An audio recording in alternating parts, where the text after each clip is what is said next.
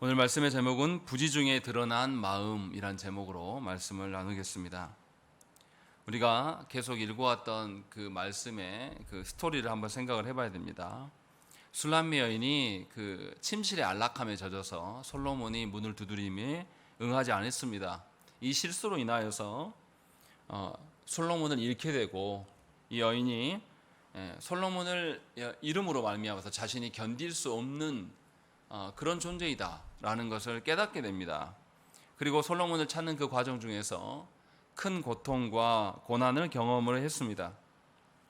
그러함에도 자신이 솔로몬으로 인하여서는, 솔로몬 없이는 살아갈 수가 없다라는 것을 깨닫게 된 것을 감사히 여기면서 끝까지 솔로몬을 찾고 구합니다. 그래서 다시 솔로몬을 제외했습니다. 그리고 솔로몬과 제외한 술람미 여인은 오히려 전보다 더 깊은 사랑의 성숙을 맛보게 되고, 솔로몬 역시도 전과 동일하게 변함없이 술람미 여인을 사랑의 그 마음으로 고백하는 것이 드러납니다. 그것이 우리가 지난주에 보였던 6장 4절, 5절, 6절, 7절 말씀이 그런 것이다 라고 우리가 보았습니다. 그리고 거기에서 이제 솔로몬의 마음을 확인하였습니다. 이제 술람미 여인은 솔로몬의 여인으로서, 왕이니까 왕의 여인으로서 사람으로 인정을 받는 장면이 오늘 우리가 읽은 말씀에 나타납니다. 그리고 그 앞에서 술람미 여인이 어떠한 반응을 보여요. 술람미 여인이 분명히 사랑이 성숙해졌기 때문에 어떠한 특이한 반응들이 나타납니다. 그것을 통해서 우리가 하나님을 향한 그 사랑이 어떠한 것인가를 살펴야 되고, 우리의 사랑이 어떻게 변화되어야 될 건지를 우리가 오늘 말씀에서 보셨으면 좋겠습니다. 먼저 한 절씩 읽어 가시면서 보시면, 8절에 보시면 왕비가 60명이요 후궁이 80명이요 시녀가 무수하되 라고 되어 있습니다. 좀 이상하지 않습니까? 우리는 지금 사는 내 배우자 앞에서 내가 과거에 만났던 남성이나 여성에 대한 이야기를 잘 안 해요. 왜냐하면 그것을 말해서 좋을 게 하나도 없거든요. 근데 너무나 이상하게 솔로몬은 뭐라고 그러냐면 계속해서 여인을 사랑한다, 여인의 아름다움이 예전과 동일하다라고 계속 고백을 했는데, 그 이후에 나오는 소리가 내가 왕비가 60명이고 후궁이 80명이다, 시녀는 무사히 많다, 이렇게 왜 두 사람의 관계에 초치는 이야기를 하고 있을까요? 왜 이 이야기를 하는지 이해가 안 됩니다. 갑자기 이야기 나와요. 그런데 솔로몬은 실제로 어떻습니까? 현재적으로 지금 여기 8절에 나온 것은 60명이고 80명이에요. 도합 140명이에요. 그런데 실제로 솔로몬이 그 아내나 후궁이 몇 명입니까? 1000명입니다. 아내가 300명, 후궁이 700명이에요. 그러니까 앞으로도 이 솔로몬이 860번 더 결혼할 거예요. 끔찍한 이야기처럼 보여지는데 솔로몬이 너무 뻔뻔한 거 아닐까요? 왜 갑자기 이 이야기를 할까? 그냥 사랑한다라고 하면 될 텐데 왜 이 이야기를 꺼낼 것인가 라는 것에 이제 우리가 한번 생각을 해봐야 돼요. 우리 현대인들의 관점에서 볼 때는 이해가 안 되는 부분이 너무나 많습니다. 왜냐하면 우리의 사랑이 굉장히 뒤틀려 있기 때문에, 우리의 사랑이 문제가 있기 때문에 이것을 잘 이해하기가 어렵습니다. 인간은 굉장히 유한한 존재예요. 그래서 어떤 사람에게 마음이 빼앗기면 이 사람에게도 마음이 어느 정도 가고 또 다른 존재에게도 어느 정도 가고, 이렇게 안 돼요. 사람은, 우리는 유한하기 때문에 어떤 특정 사랑의 대상이 생기면 전체적으로 다 그 사람에게 사랑을 줘버립니다. 그래서 남는 것이 없어요. 우리의 사랑이 그렇다는 거죠. 그래서 온전한 부부의 사랑은 뭐냐면 아내나 남편이나 서로에게 자신의 전부를 주는 것이 진정한 사랑이라고 우리가 말해요. 우리는 유한하기 때문에. 우리는 이 사람에게도 조금 저 사람에게 좀 이렇게 못 줘요. 왜냐하면 우리가 유한한 존재이기 때문에. 그래서 루터는 무슨 이야기 했냐면, 남편이 자기 아내를 지구상의 유일한 여인으로, 아내가 자기 남편을 지구상의 유일한 남자로 바라볼 때 어떠한 왕도 어떠한 여왕도 심지어 태양 자체도 자신의 남편이나 아내보다 더 밝게 반짝이지 않는다라고 말했습니다. 그러니까 온전하게 하나님께서 주시는 내 배우자를 거기에 집중하고 사랑할 때에 진정한 사랑이다. 우리가 유한하기 때문에 이것을 말을 했습니다. 이처럼 진정한 사랑은 한 존재에게만 집중해요. 이것을 거꾸로 이야기하면 한 존재 아닌 나머지는 사랑이 아니에요. 그래서 이것을 말하면 배타적인 것입니다. 그래서 기독교가 배타적인 종교예요. 하나님만 알아요. 하나님 아닌 것들은 다 우상이에요. 죄를 이야기할 때도 하나님만 선이시고 하나님 아닌 것들은 죄라고 이야기하는 거죠. 왜냐하면 사랑이 하나님이시니까. 우리의 유한한 존재가 이 사람도 사랑하고 저 사람도 사랑하고 이럴 수 없는 우리는 존재이기 때문에 온전히 하나님께만 우리의 마음을 주어야 된다는 것입니다. 그러나 이 배타적이라고 해서 차별한다는 것하고는 다른 거예요. 자꾸 한국 기독교에서 배타적인 것과 이 차별하는 것을 구분을 못하고 하는 행동들이 있어요. 동성애자나 이슬람 이 사람들에게 극도로 차별하는 것은 하나님을 사랑하는 배타성과는 관계가 없는 겁니다. 굉장히 뒤틀려 있는 거예요. 그것을 말하는 것이 아닙니다. 그래서 하나님께서 우리를 창조하셨을 때부터 본래 우리는 한 존재에게만 마음을 두도록 사랑하도록 하나님께서 우리를 창조하셨습니다. 그래서 예수께서 무슨 이야기 하셨습니까? 한 종이 두 주인을 섬길 수 없다. 하나님과 돈을 어떻게 같이 섬기냐. 그럴 수 없다라는 것을 우리에게 경고하셨습니다. 그래서 사랑하는 사람은 두 존재를 사랑할 수가 없습니다. 그런데 하나님을 사랑하게 되면 달라져요.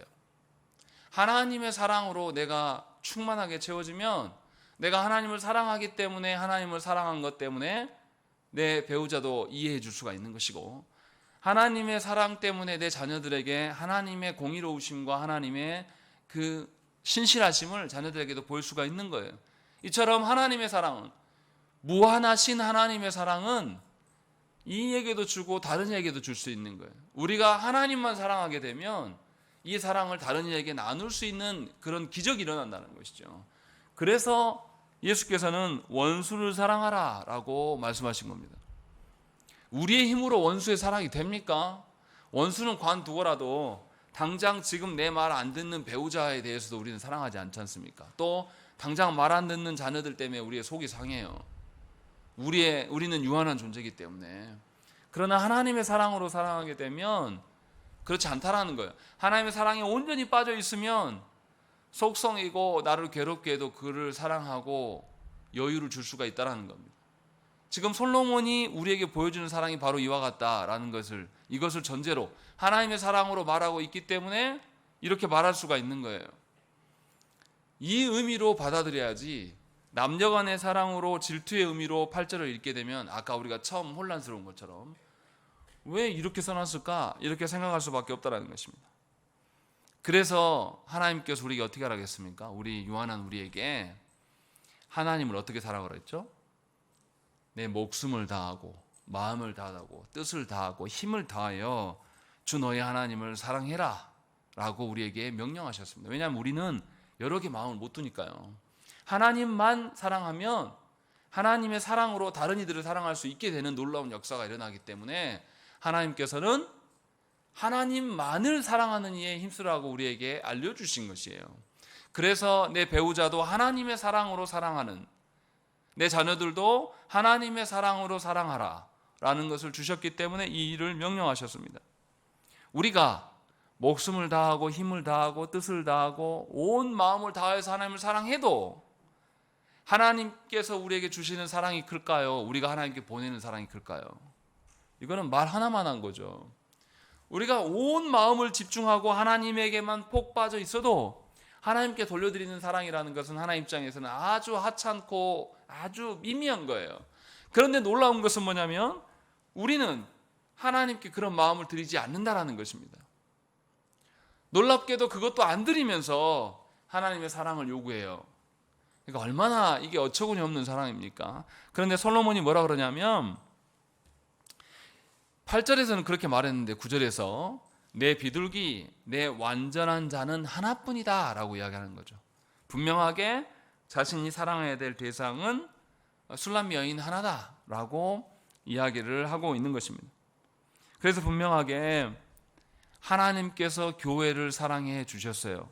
그래서 교회에 대한 우리는 하나님만 사랑하면 다른 이들도 사랑할 수 있게 되는 역사가 있게 되는 거예요. 그런데 순서가 너무 중요합니다. 우리가 다른 이들을 먼저 사랑하고 하나님을 사랑할 수 없어요. 하나님을 사랑한 자가 이웃을 사랑할 수가 있습니다.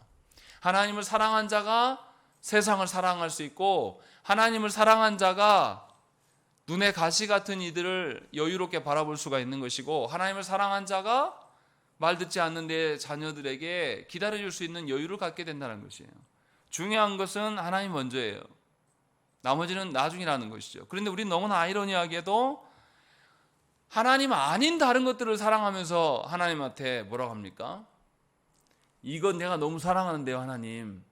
요 문제 해결해 주면 내가 하나님도 사랑할게요. 이렇게 말한단 말이에요. 하나님 모르시겠습니까? 우리가 얼마나 유한한 존재인데요. 우리의 마음이 한 곳에 팔리면 절대 다른 곳으로 갈 수 없다는 걸 하나님 우리를 다 아시는데, 우리는 그토록 건방지게 사랑한단 말이에요. 하나님을 사랑하는 일에 최우선을 두지 않기 때문에 우리의 인생이 고달픈 겁니다. 물론 우리가 죄인이기 때문에 하나님의 은혜 주셔야지만 하나님을 사랑할 수 있어요. 그러나 분명하게 저와 여러분들이 알아야 될 것은 하나님만을 사랑하는 것이 교회에 해야 될 일이라는 것이에요. 그것을 지금 솔로몬이 술람 여인을 보면서 하는 말을 통해서 우리가 발견할 수가 있다는 것입니다. 이렇게 이제 솔로몬이 이 한 여인에 대해서 사랑한다라고 이야기를 하자 9절 중반부터 뭐라고 되어 있습니까? 여자들이 그를 보고 복된 자라 하고 왕비와 후궁들도 그를 칭찬하는구나 라고 되어 있습니다. 솔로몬 주위에 있는 수많은 여인들, 여기 아까 앞에서 8절에서 언급했던 왕비와 후궁들도 포함되어 있겠죠. 이 여인들도 다 뭐냐면 놀랍게도 술람 여인을 칭찬한다 그래요. 좀 이상하지 않습니까? 이렇게 아내와 후궁이 많으면 서로 경쟁 대상이에요. 서로 그래서 원수가 될 수 있습니다. 우리의 상식으로는 이 여인들끼리 서로 시기 질투하고 음해하고 이런 일들이 상식적이에요. 그런데 9절과 10절의 말씀 보면 놀랍게도 여인들이 술람미 여인을 칭찬하고 술람미 여인의 아름다움에 대해서 기술하고 있습니다. 이게 어떻게 이게 가능한 것입니까? 술람미 여인에게 드러나는 그 아름다움은 술람미 여인 본래 가지고 있었던 아름다움이 아니에요. 누구로 인한 아름다움이냐면 솔로몬이 수많은 여인들 중에서 그녀를 택했기 때문에 솔로몬의 그 선택에 의해서 드러난 사랑이에요. 드러난 아름다움이라는 거죠. 그래서 주위에 있는 이 왕비와 후궁들까지도, 또 에루살렘의 딸들까지도, 한때는 에루살렘의 딸들도 술람 여인을 무시했습니다. 경박하게 여겼고 천박하게 여겼습니다. 그런데 솔로몬의 선택과 솔로몬의 고백을 통해서 보면서 이 여인이 진짜 아름다운 존재구나라는 것을 알게 된다는 것입니다. 그래서 분명하게 우리가 알아야 될 것은 무엇입니까? 교회의 아름다움은 어디에서 드러납니까? 교회의 아름다움은 세상 속에서 드러나는 것이 아니에요. 우리가 사람들 앞에서 꽤 괜찮은 존재인 것처럼 보여지기 위해서 우리는 이해했습니다. 우리 사랑하는 자녀들에게도 뭘 요구합니까? 세상적인 조건을 구비하도록 예를 써요. 영어를 잘해야 된다. 최소한 네가 사람들도 하는 대학은 가야 돼. 이런 일에 대해서는 예를 쓰면서 그것을 막 부추기고 최선을 다합니다. 대부분의 사람들이 돈과 명예와 지위와 외모에 집중하면서 살아가고 거기에 하나님보다 목숨을 걸고 마음을 다하고 뜻을 다하고 힘을 다해서 그것을 세우려고 예를 쓰면서 살아갑니다. 분명하게 이 술람미 여인의 아름다움은 솔로몬이 택함으로 말미암아서 드러났어요. 교회의 아름다움은 하나님의 선택으로 인하여서 드러날 수밖에 없는 것입니다. 성경의 저자들은 하나님을 가까이 함에 따라서 더욱더 복되다고 늘 고백하였습니다. 달리 말하면 우리는 삼위 하나님과 가까이 지내고 삼위 하나님을 닮아갈 때에 교회의 아름다움이 드러나는 그런 존재들입니다. 저와 여러분들의 아름다움은 그러니까 세상에 보이는 외적인 아름다움이 아니에요. 우리는 자꾸만 외적인 어떤 아름다움이 드러날 때에 우리의 존재 가치를 부여하려고 하는 그런 기질들이 드러나요. 뭔가 세상에서 권세가 있어지고 뭐 최소한 우리들끼리 뭐 어떤 미용실에 갔더니 머리를 잘하더라. 너도 가라. 이런 식으로. 그런데 이 아름다움은 하나님이 주시는 아름다움도 아닐 뿐더러 오래 가지도 않아요. 여러분들 미용실 한번 갔더니 그 미용실에 가서 한번 머리를 만졌더니 10년씩 아름다움이 유지되던가요? 또 잘 모르겠어요. 제가 안 해봐서. 이 레이저로 박피를 다 하고 나면 이 레이저에 박피하면 한 30년씩 막 유지가 됩니까? 그러지 않은 것으로 알고 있어요. 혹시 모르겠습니다. 30년 가는 분도 있는지. 가지 않는다는 거죠. 근데 놀랍게도 우리는 어떻게 하냐면 이상하게 우리의 아름다움을 세상 속에서 찾으려고 그래요. 하나님 돈이 없습니다. 하나님 건강이 없습니다. 하나님 사람들의 관계가 좋지 않아요. 하나님 제가 능력이 없어요. 이런 것들이 채워지면 정말로 아름다움이 드러날까요? 오히려 교회가 세상을 따라갈 때 가장 더럽고 추접스러운 거예요. 교회가 하나님을 떠나서 세상처럼 되려고 하니까 불법을 자행하고 거대한 예배당을 짓고 어떻게 해서든지 사람들을 끌어모은 일들로 자꾸 사람들을 채우려고 한단 말이에요. 그러니까 제가 부목사로 있었던 교회에 어떤 집사님이 저한테 그러더라고요.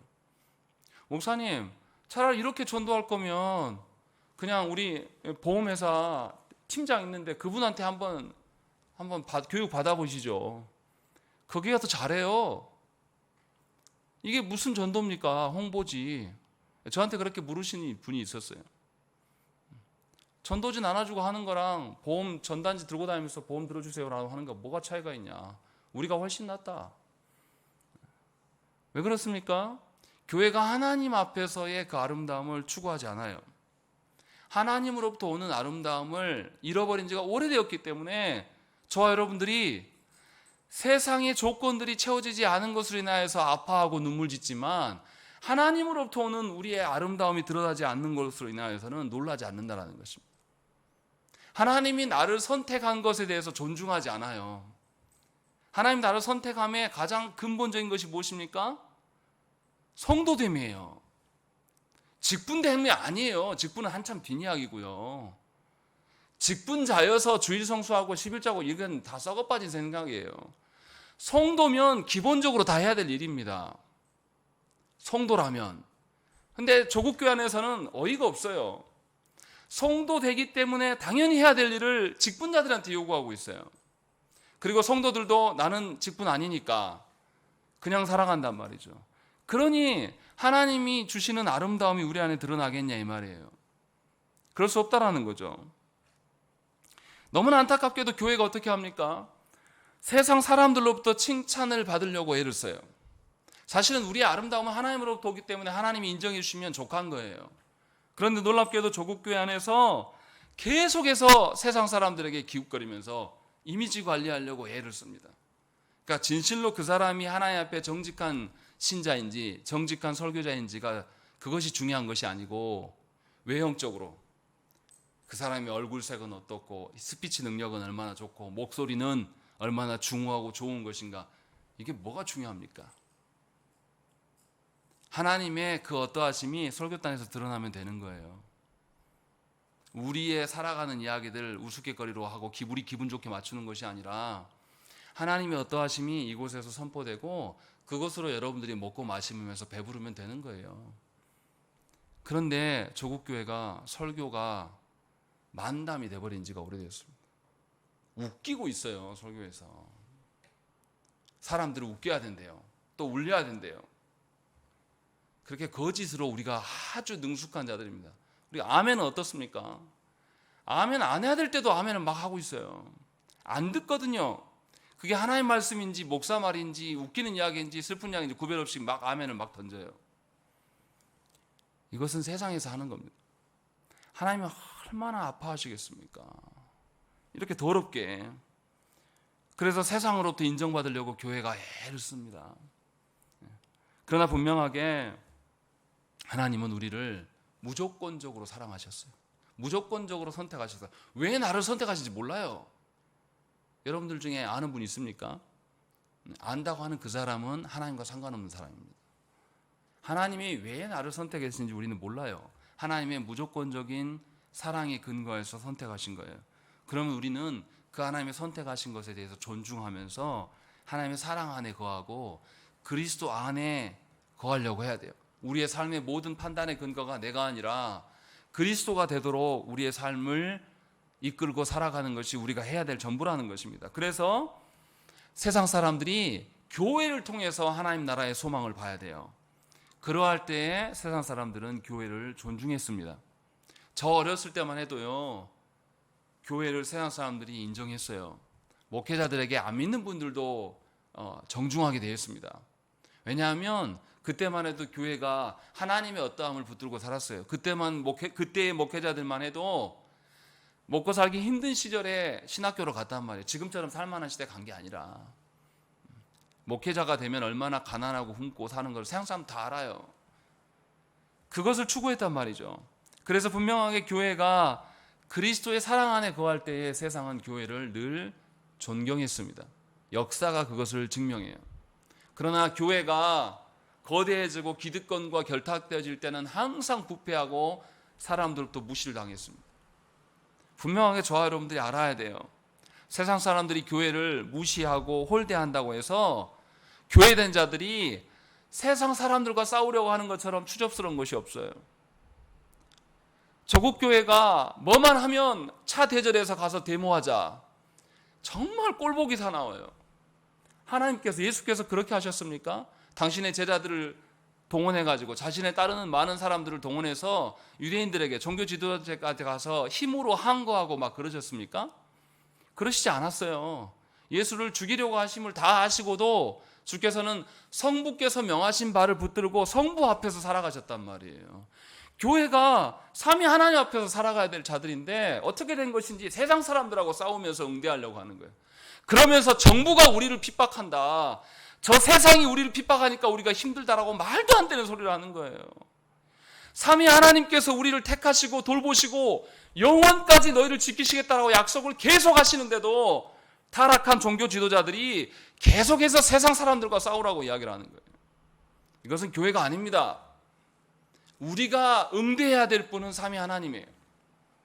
우리의 그 아름다움이 드러나는 것도 삼위 하나님이에요. 우리의 그 사랑의 어떠함의 출발처도 삼위 하나님이세요. 세상이 아니란 말이에요. 근데 왜 교회된 우리들이 자꾸만 사람들 눈치 보냐 이 말이에요. 저 성도가 나를 어떻게 볼 것인가, 또 이 직장에서 나를 누가 어떻게 볼 것인가, 누가 너 나를 어떻게 볼, 이거 아무 중요하지 않다니까요. 제가 혹시나 설교 나와서 넥타이를 좀 틀어서 매고 머리가 잘 정돈 안 되게 나와도 아무도 기억 못해요. 잠깐입니다. 아무도 신경 안 쓴다니까요.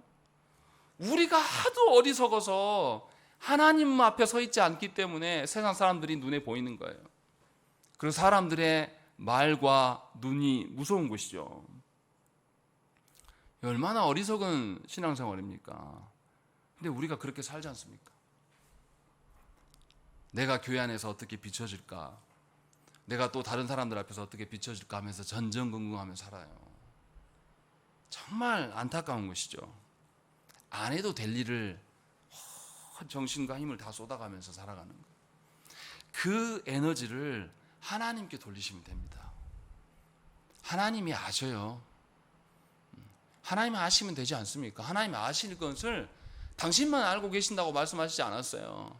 세상 끝날에 심판하실 때 온 천하에 너희를 다 신원하시겠다라고 하나님이 약속하셨단 말이에요. 그냥 그날까지 좀 기다리면 되잖아요. 그때 몇 월 며칠 날 내가 사람들 앞에서 공개적으로 무시를 당하고 막 이랬는데 사람들이 꼭 알아줘야 됩니까? 하나님이 아신다니까요. 근데 왜 울고 있냐고요. 왜 그날 사건을 잊지 못해서 평생 잡고 끝까지 잡고 가냐 이 말이에요. 하나님 못 믿으니까 그런 것밖에 그러지 않습니까? 하나님의 그 어떠함 속에 우리가 살아야 돼요. 그러할 때 세상이 우리를 알아봅니다. 그래서 10절에 뭐라고 합니까? 이 왕비와 후궁들이 술람 여인을 칭찬합니다. 10절 말씀 우리 한번 읽겠습니다. 시작.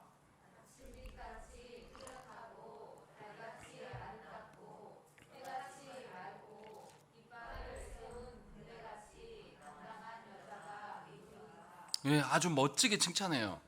히브리어 원어 성경에는 뭐라고 되어 있냐면 새벽별처럼 내려다보고 달처럼 아름답고 태양처럼 순결하고 깃발을 세운 군대처럼 위엄이 있는 이 사람은 누구인가? 라고 하면서 엄청난 극찬을 합니다. 그런데 그 칭송하는 내용이 보면 이 질투의 대상일 수 있는 이 여인을 향하여서 뭐라 그러냐면 술람미 여인이 새벽별처럼 내려다본다 이렇게 표현합니다. 히브리어 성경에 그렇게 써 있어요. 왜 이렇게 하냐면 하나님께서는 어디에 계십니까? 별들보다 더 높이 서 계신 하나님이에요. 물리적으로 더 높다는 뜻이 아니라 우리가 세상 사람들이, 고대 사람들이 신의 뜻을 알려고 했을 때 뭐였냐면 1월 성신을 가지고 점쳤어요. 그런데 별들보다 더 높은 위에, 별들로 하나님 모른다, 그거보다 더 높은 하나님께서 우리를 내려다보고 다스리시는 그 관점으로 술람미 여인이 행하고 있다, 이 말을 이렇게 하고 있는 거예요. 그래서 술람미 여인은 어떻습니까? 하나님의 관점으로 우리를 바라보고 있고 하나님의 다스리심 앞에서 순종하는 여인이다 라는 것들을 이런 식으로 표현하면서 분명하게 참 교회된 자다라는 것을 이렇게 계속 표현하고 있는 겁니다. 하나님의 통치와 다스리심 앞에서 순종하면서 살아가는 여인이다 라는 것들을 지금 고백하고 있는 겁니다. 이들도 본 거예요, 이 술람미 여인을 통하여서. 그래서 이 술람미 여인을 향한 칭송에 대한 근거는 어디에서 나온 것입니까? 전부 다 왕인 솔로몬에게서 나온 거예요. 술람미 여인 자신에게는 없어요.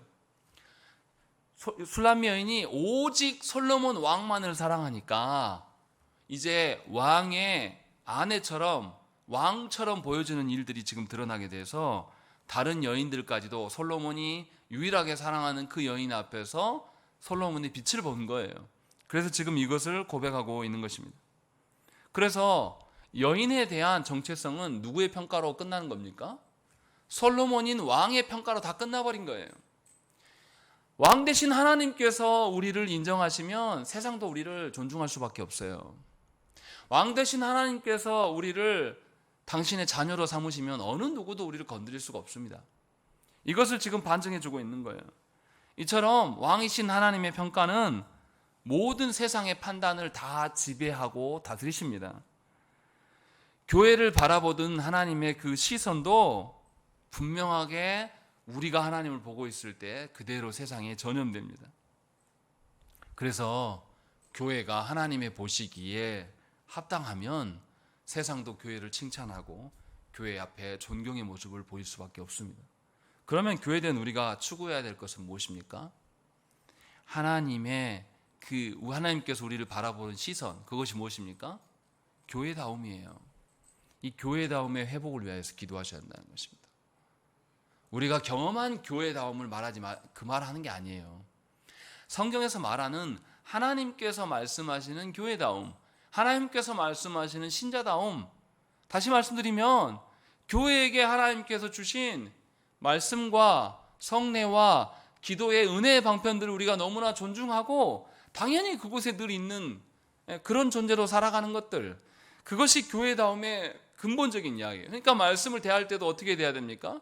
내가 아는 어떤 유명한 설교자의 그 기호와 취향대로 살아가는 것이 아니라 하나님의 말씀대로 성경의 어떠한 것을 드러내는 것으로 감격하고, 또 성경을 읽으면서 나의 위로와 나의 고통 해결받기 위해서 읽는 것이 아니라 하나님을 사랑하기 위해서, 하나님을 알기 위해서 성경을 읽는 그러한 우리의 태도들, 그것이 예배 가운데 드러나니까 예배 올 때 목적은 뭐가 돼야 돼요? 다른 목적으로 가져올 수가 없는 거예요. 예배 올 때 하나님 앞에서 예배 전에 우리가 미리 와서 기도하는 이유는 무엇입니까? 다른 모든 거짓된 것들을 다 내 마음속에서 내려놓고 정말로 우리가 그리스도의 한 몸으로 주 앞에서 서서 공동체적으로 하나님께 예배하겠습니다라는 그런 준비를 하라는 거예요. 그래서 미리 나와서 기도하고 예배를 준비하는 겁니다. 그렇게 예배를 사모하는 일들이 우리 안에 있어야 되는 것이고, 성례도 마찬가지예요. 한 번 하고 그냥 던져버리는 것이 아니라 이 세례 받은 자는 일상의 삶을 돌아가면서 내가 정말로 그리스도와 연합된 자인가를 늘 곱씹으며 살아가는 거예요. 또 내가 다른 지체들을 바라보면서 정말로 저분을 내가 그리스도의 몸으로 여기고 있는가? 저 사람이 나한테 잘해주고 뭐 갖다 주면 좋아하는 그런 게 아니라 진정으로 그리스도의 몸으로 여기면서 사랑하고 있는가를 확인하는 것이 세례 받은 자의 세례의 활용법이에요. 성찬도 마찬가지 아니겠습니까? 기도는 또 어떻습니까? 우리가 기도가 할 만해서 나와서 아무 때나 기도가 잘 되니까 와서 기도합니까? 그런 사람이 어디 있어요? 늘 나와서 기도하는 거예요. 그냥 와서 기도 안 되면 졸 기도하고, 안 되면 찬송도 부르고, 안 되면 하나님 이름이라도 막 불러 쌓고, 그렇게 하나님 사랑하는 마음으로 거기에 머무는 사람을 왜 하나님께서 기도할 은혜를 안 주시겠습니까? 사람들 만나서는 몇 시간씩 수다 떨면서 이야기할 수 있는 우리가 하나님 앞에서는 겨우 1, 20분 이야기하면서도 아이고 너무 힘들어 죽겠다고 2, 30분 기도하고 나가면서 막 자랑스럽게 하고 나가요. 얼마나 부끄럽습니까? 우리 누구 만나서 2, 30분 안에 수다 끝나는 경우가 있습니까? 저를 보면 없어요.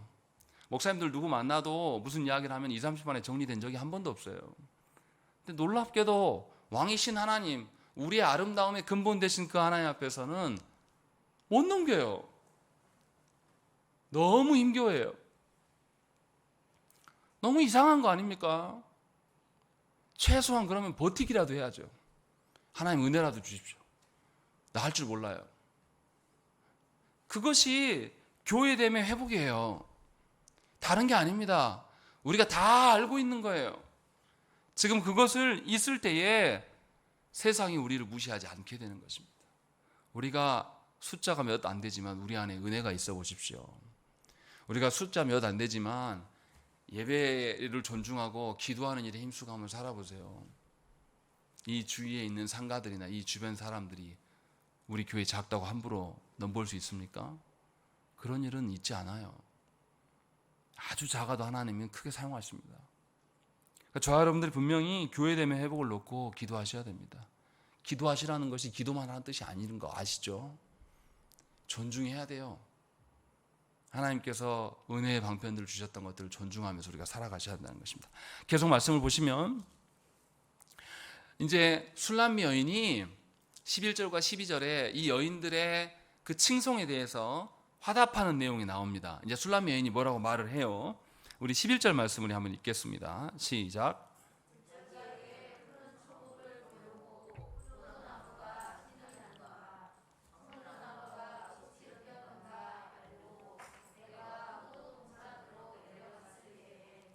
예, 이 술람미 여인이 호도 동산으로 내려갔다라고 되어 있어요. 근데 내려갔는데 뭐하러 내려갔냐면 여러 가지 과실나무가 꽃이 피었고 열매가 맺는가 확인하려고 내려갔다라고 되어 있습니다.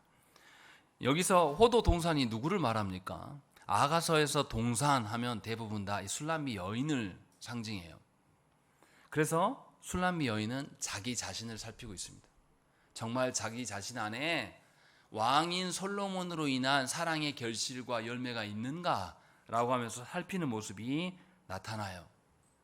너무 특이하지 않습니까? 우리 어떻습니까? 제가 부목사 때 이 성도들의 칭찬을 들으면 굉장히 이제 교만해지더라고요. 그래서 제가 설교 시간에 한번 말씀드린 적이 있어요. 은혜 받았다는 말씀 저한테 하지 마세요. 그랬더니 정말 아무도 안 하시더라고요. 칭찬을 들으면 어떻게 됩니까, 우리? 어깨 뽕이 막 생겨요. 목이 막 굳어지고. 칭찬 들으면 아주 교만해집니다. 그리고 칭찬 들으면 어떻게 됩니까? 또 다른 더 큰 칭찬을 들으려고 또 막 사람들 앞에 있어요. 사실은 설교자가 칭찬 들으려고 하는 것은 하나님께 칭찬 들으려고 한 거거든요. 근데 하나님은 안 보이고 보이는 성도만 보인단 말이에요. 그러니까 성도들이 칭찬하면 칭찬한 그 사람한테 잘 보이려고 대상이 바뀌어요. 그리고 거짓된 방식으로 이제 결과물을 막 내려고 하는데 결과물이 안 나와요. 그럼 어떻습니까? 그런 척이라도 해야 되지 않습니까? 그러니까 막 찬송을 크게 부르고 막 안 되는 거 막 예를 쓰는 거예요. 설교자를 예를 들면 그렇다는 겁니다. 칭찬을 들으면 우리는 다 일반적으로 그렇게 반응을 보입니다. 그런데 이 술람미 여인은 어떻습니까? 그렇지 않아요. 놀랍게도 칭찬을 들었는데 자신을 살핍니다. 내가 진짜 칭찬 들을 만한 여잔가? 내 안에 정말로 솔로몬의 왕의 그 어떠함이 내 안에서 발견되고 있는가? 정말로 솔로몬의 그 권위와 솔로몬의 그 어떤 열매들이 내 안에 꽃피워지고 있는가? 왜냐하면 본인은 솔로몬의 아내예요. 황후란 말이에요. 황후가 백성들을 사랑하고 보듬어야 되지 않겠습니까? 그러면 왕의 그 정치 노선을 그대로 본인이 알고 그것에 협력하는 방식으로 같이 백성들을 사랑하는 마음이 있어야 돼요. 그래서 그 여인은 그것을 살피고 있고, 놀랍게 12절에 뭐라고 되어 있냐면, 부지 중에 내 마음이 나를 내 귀한 백성의 수레 가운데에 이르게 하였구나 라고 되어 있어요. 이 여인의 마음이 자신도 모르게 어디 가 있냐면 이 백성들의 수레 가운데, 백성들이 노동하고 힘들게 살아가는 그곳에 함께 가 있는 거예요. 왜냐하면 솔로몬을 너무나 사랑하기 때문에 이웃을 사랑하는, 그의 백성을 사랑할 수밖에 없다라는 거예요. 근데 어떻게 되어 있냐면 부지 중에, 은연중에 내가 그러고 있는 겁니다. 이 말이 뭡니까? 우리가 처음 누구를 만나면 부지 중에 사랑할 수 있습니까? 안 그래요. 처음 누구를 만나면 잘 보이려고 애를 씁니다. 나가기 전부터 막 머리 만지고 화장하고 옷도 막 특별한 거 입으려고 그러고, 그래서 만나고 오면 굉장히 피곤해요.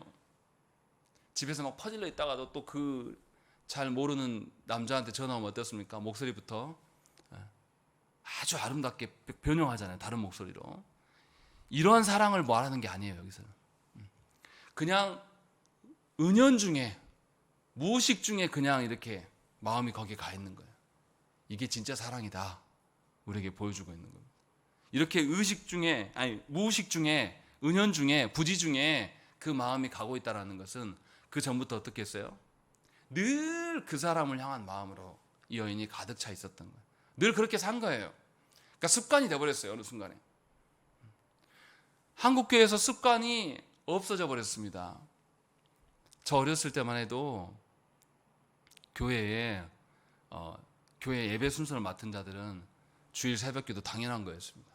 말하지 않아도, 만약에 주일 새벽 예배밖에 안 나오면 순서 안 줘요. 다 패스합니다. 당연한 거였어요. 그리고 요절 암송하는 거 주일 학생들 거의 다 외웠습니다. 말씀 암송하는 거 우리 안 하지 않습니까? 습관이 안 돼 있어요. 우리는 진짜 하나님 사랑하면요, 습관으로 나옵니다.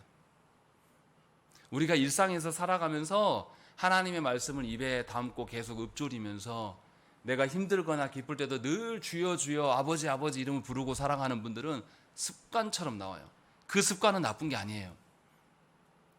우리가 자꾸만 습관을 나쁜 것으로 여기는데, 하나님을 사랑하여서 내가 어느 곳에든지 하나님께 예배하고, 그러니까 우리의 신앙 선배들 어땠습니까? 놀러 가서 첫 시작할 때도 항상 예배드리고 놀았어요. 기억나시죠? 모여서 뭐만 하면은 기도 먼저 하고 기도로 끝나요. 물론 이것이 나중에 타락하여서 껍데기만 남은 문제가 있긴 하지만, 정말로 하나님을 사랑하고 누군가를 사랑하면 습관화, 나도 모르게 되는 거예요. 저도 제 아내랑 이제 10년을 사니까 그냥 입에 붙었어요. 자동적으로. 이제 말하지 않아도 우리 교회에 누가 손님이 오면 저는 어떤 포지션에 가 있고, 아내는 그분들을 접대하려고 또 어떤 포지션에, 말하지 않아도 그냥 가요. 그냥 몸이 자동적으로 반사하는 거죠.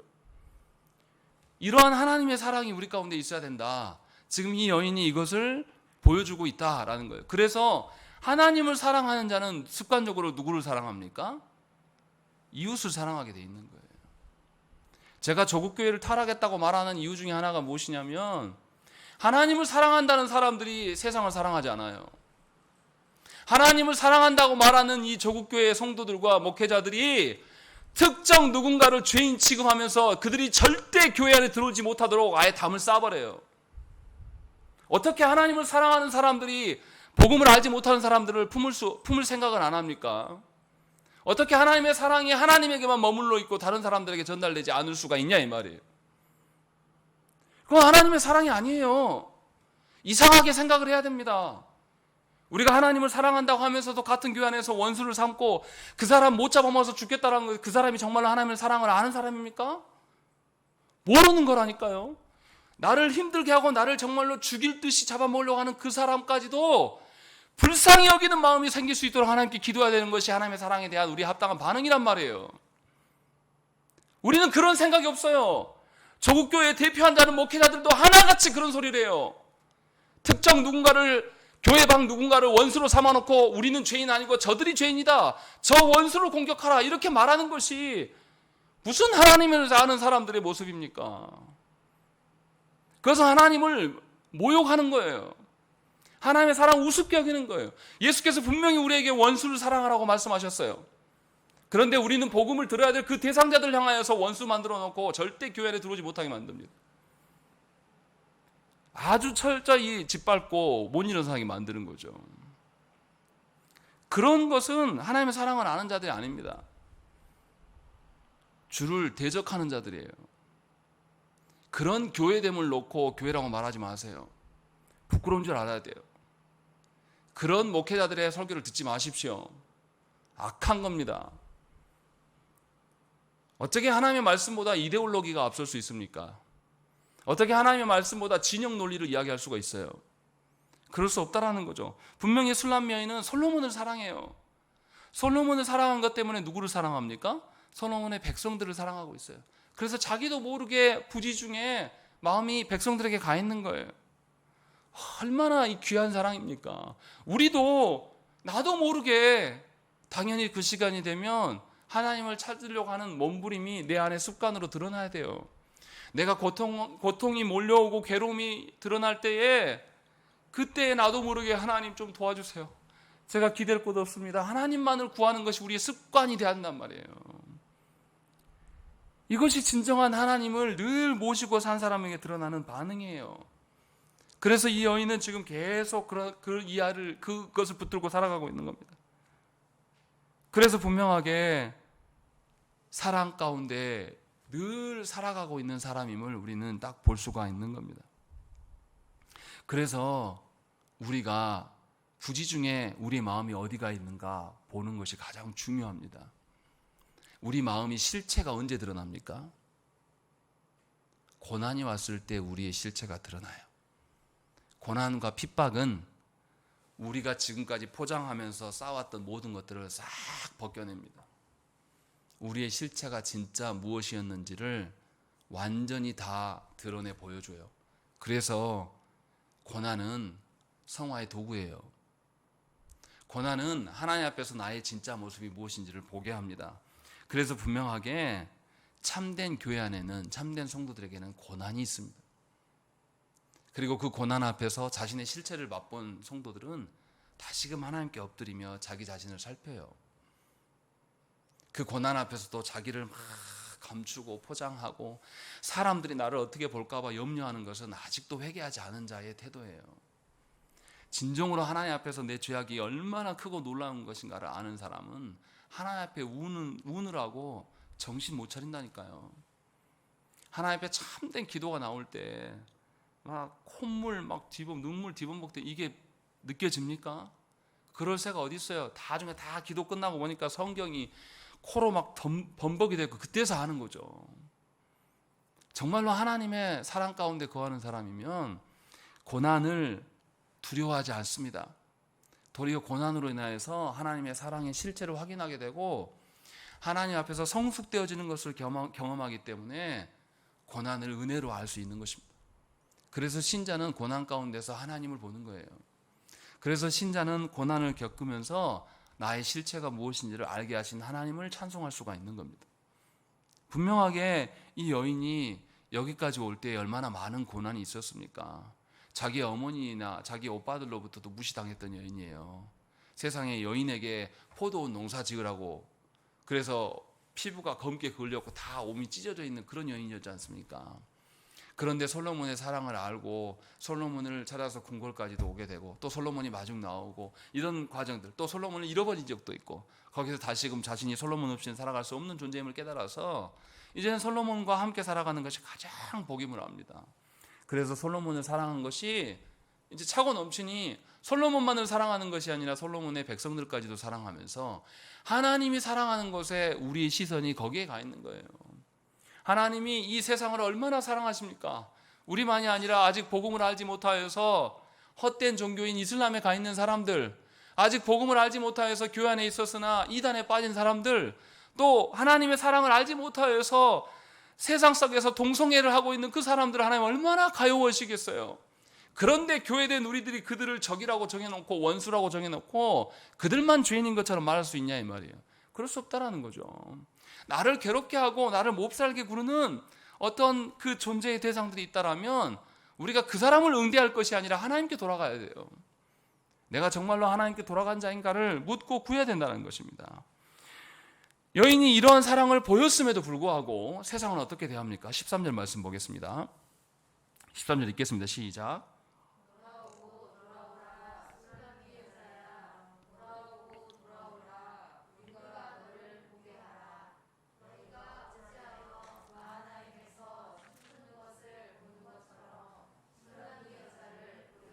예, 13절에는 화자가 두 명입니다. 말하는 사람이. 상반절은 이 여인들이에요. 그리고 너희가 어찌하여, 거기서부터는 솔로몬이 말하고 있습니다. 지금 무슨 이야기 하고 있냐면 이 여인들이 다시금 이제 마음이 돌아섰어요. 그래서 술람 여인을 막 부릅니다.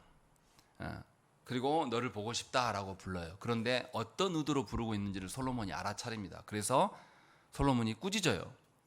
너희가 어찌하여 마하나임에서 춤추는 것을 보는 것처럼 술람미 여자를 보렸느냐라고 꾸짖습니다. 여기서 마하나임에서 춤추는 것, 이게 어떤 의미냐면, 왜 군대에 가면 뭐가 있냐면 군 장병들을 위로하기 위해서 걸그룹을 부릅니다. 걸그룹이 와서 부를 때요, 그냥 안 해요.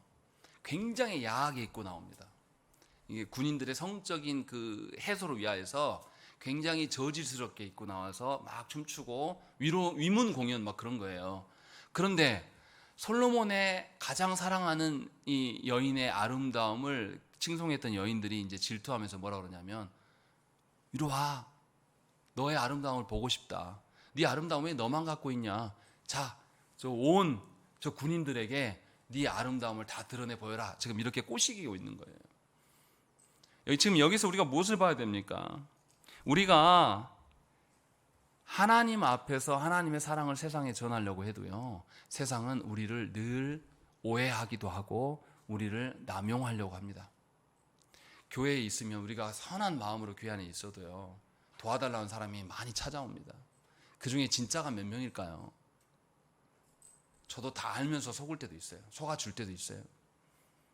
제가 부목사 사역을 할 때 도와달라고 하는 사람이 아주 많이 와요. 그 교회는 좀 교회가 규모가 있으니까. 그래서 재정부에서 아예 일주일씩 돈을 줍니다. 1,000원짜리로 바꿔가지고 몇십만 원씩 줘요. 왜냐하면 제 사비로 다 할 수는 없어요. 너무 많이 오니까. 그래서 그걸 집행을 합니다. 근데 이거 다 주면 술 사 먹고 다른 거 할 거 다 알거든요. 알면서도 줍니다. 제가 무슨 말 하려고 하는 거냐면, 우리가 정말로 하나님의 사랑에 기대어 있다고 할지라도 세상은 우리를 이용하고 속이려고 듭니다. 그런 사람이 꼭 있어요. 그때에 누가 보호하십니까? 술람 여인이 이렇게 저질스러운 곳에 갈 뻔한 상황 속에서 솔로몬이 막으시는 것처럼 교회의 안위는 하나님께서 지키십니다. 그래서 분명하게 세상 속으로 끌려가지 않도록 하나님이 막으셔요. 왜 이런 일들이 일어납니까? 세상이 교회에게 요구하는 바와 교회가 세상에서 주고자 하는 바가 같은 것입니까?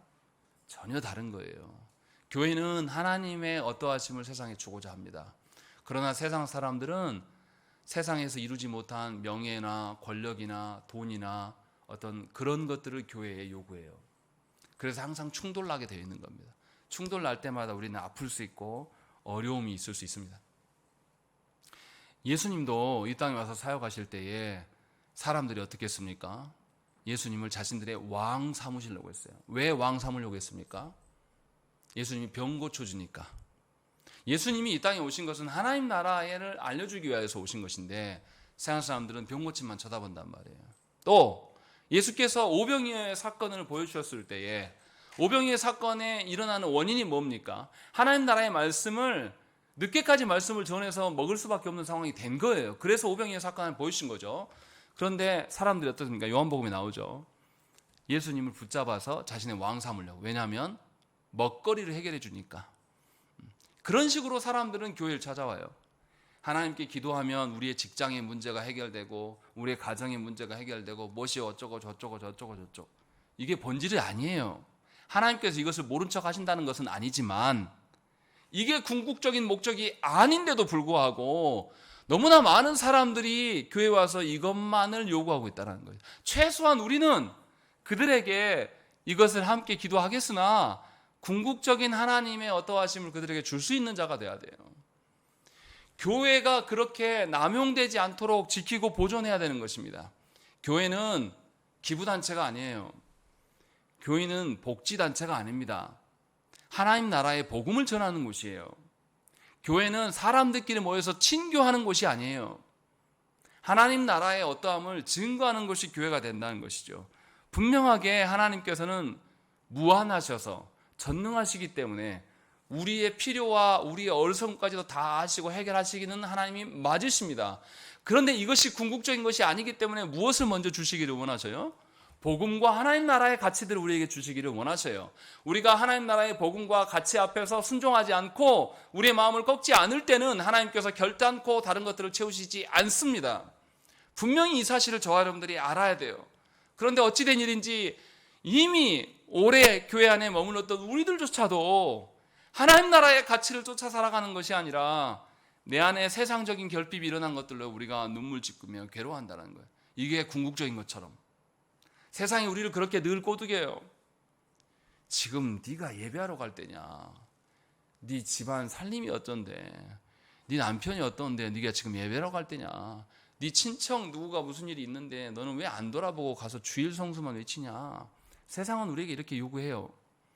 그러나 분명하게 나뿐만 아니라 그도 또 우리의 친척도 누가 살리십니까?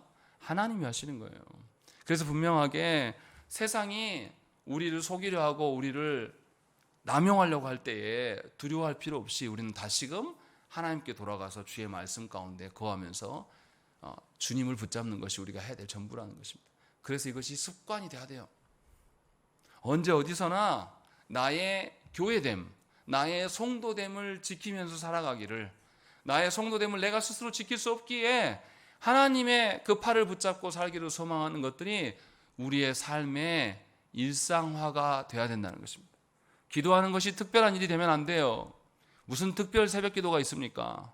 하나님께 예배하는 것이 무슨 특별한 예배라고 해서 무슨 예배를 막 붙여댑니까? 늘 일상이 예배가 돼야 됩니다.